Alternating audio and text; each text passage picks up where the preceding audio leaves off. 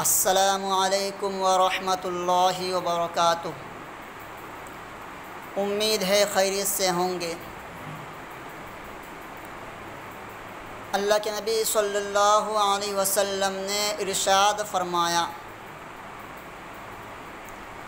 لا يدخل الجنت خب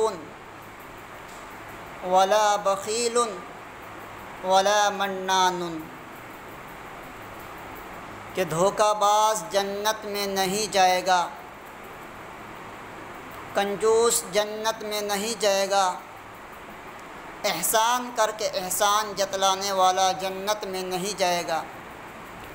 لیکن افسوس، آج ہم سب سے زیادہ دھوکہ دیتے ہیں۔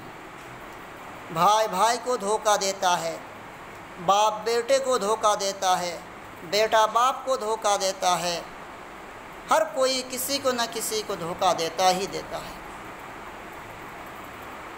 اسی طرح ہم دنیا کے معاملے میں کتنا خرچ کرتے ہیں، بے انتہا خرچ کرتے ہیں، لیکن دین کے معاملے میں اللہ کے راستے میں خرچ کرنے کے لیے ہم تیار نہیں ہوتے۔ حالانکہ اللہ کے نبی نے فرمایا کہ کنجوس جنت میں داخل نہیں ہوگا۔ اسی طرح اگر ہم کسی پر احسان کرتے ہیں، کسی کو 10 روپیہ دیتے ہیں، کسی کو کچھ کھلا پلا دیتے ہیں، پھر بعد میں ہم اس کا احسان جتلاتے ہیں، دوستو اللہ کے نبی نے فرمایا کہ احسان کر کے احسان جتلانے والا بھی جنت میں نہیں جائے گا۔